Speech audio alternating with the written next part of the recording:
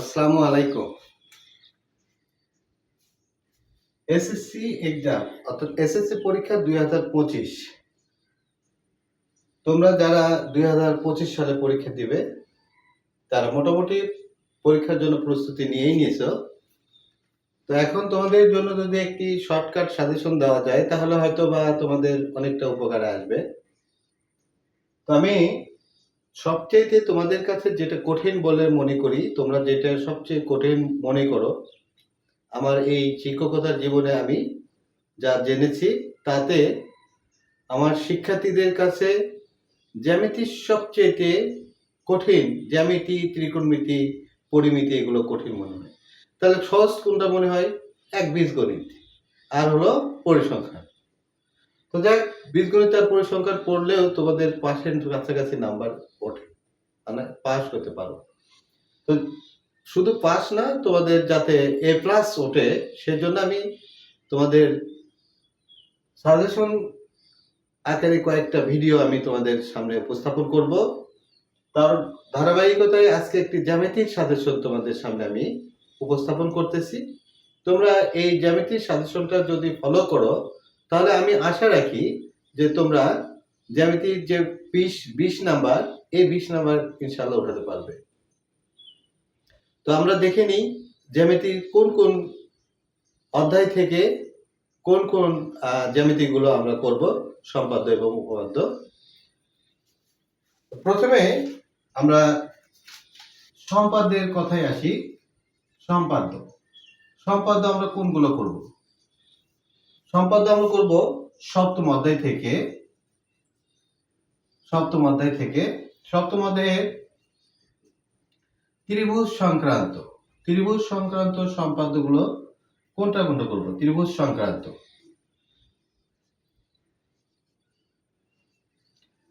সংক্রান্ত উপপাদ্য, সম্পাদ্য। ত্রিভুজ সংক্রান্ত সম্পাদ্য নাম্বার হচ্ছে 1, 3 এবং উদাহরণ নাম্বার হলো 1 ও 2। তারপর চতুর্ভুজ সংক্রান্ত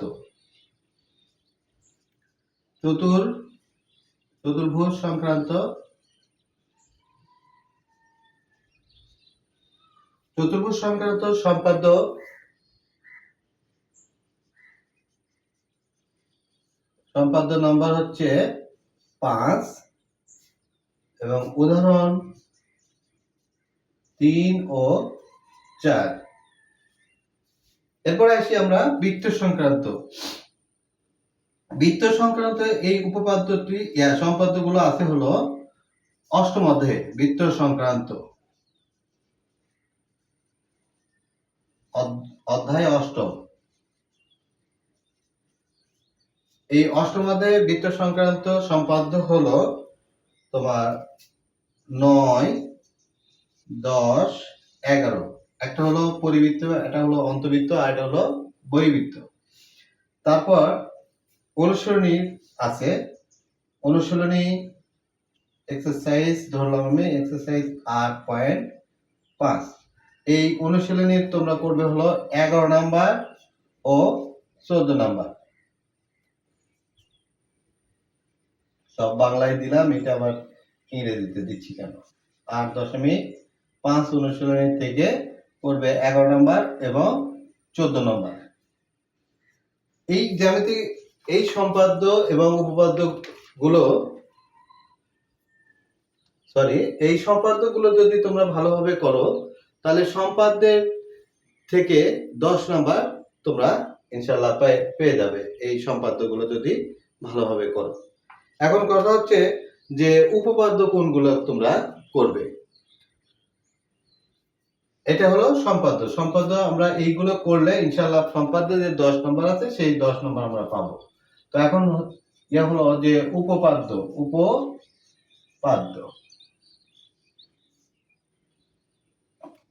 তোমরা করবে শুধুমাত্র অষ্টম অধ্যায় থেকে। এই অষ্টম অধ্যায় থেকে যদি তোমরা উপপাদ্যগুলো করো তাহলে তোমাদের একটি উপপাদ্য ইনশাআল্লাহ কমন পড়বে। তাহলে অষ্টম অধ্যায়ের উপপাদ্য, এই উপপাদ্যগুলো আছে বৃত্ত সংক্রান্ত। কি সংক্রান্ত? বৃক্ক সংক্রান্ত। তো বৃক্ক সংক্রান্ত উপপাদ্যগুলো তোমরা একটু ভালো করে দেখবে। তো কোন কোনগুলো তোমরা করবে সেটাই আমি এখন তোমাদেরকে বলে দিচ্ছি।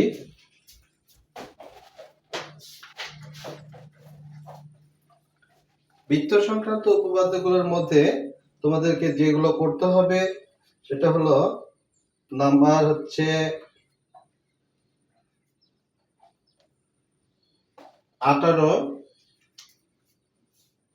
18 নাম্বার, 20 নাম্বার, তারপর হলো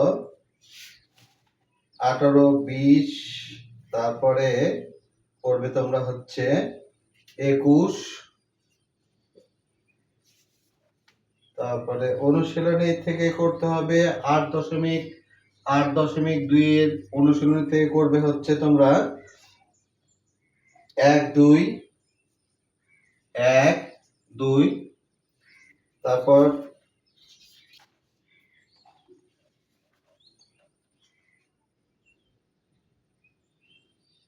8.3 অনুশীলনী থেকে 8.3 অনুশীলনী থেকে করবে 1 আর 3, এবং 8.4 থেকে আছে কিনা দেখি। 8.4 থেকে এখান থেকে তোমরা করতে পারো 5 নম্বরটা। 8.4 এর 5 নম্বর, 8.4 এটার 5 নম্বর। এই কয়টা উপপাদ্য যদি ভালো করে করো, ইনশাল্লাহ আশা করা যায় যে আমার অভিজ্ঞতায়, এতদিন পর্যন্ত শিক্ষকতার অভিজ্ঞতায় আমি যা জানি তারই আলোকেই আমি তোমাদের সামনে এই সাজেশনটা উপস্থাপন করলাম। তোমরা বিশ্বাস করে করতে পারো। আর যদি এইগুলা সম্পাদ্য এবং উপপাদ্য করতে গিয়ে তোমাদের কোনো সমস্যা অনুভব হয়, তোমরা যদি সমস্যা মনে করো যে এইটা যদি একটু ভালো করে বুঝাই দিত স্যার, তাহলে আমাকে কমেন্ট বক্সে জানাবে। আমি তোমাদের সেই সমস্যাগুলো সমাধান করে দেওয়ার চেষ্টা করব। তোমরা বললেও আমি করে দিব, না বললেও আমি অবশ্যই ইনশাল্লাহ করে দেওয়ার চেষ্টা করব। তবে তোমরা যদি বলো তাহলে আমি সেটা বেশি গুরুত্ব সহিত করার চেষ্টা করব, বেশি প্রাধান্য দিয়ে সেটা করে দিব ইনশাল্লাহ।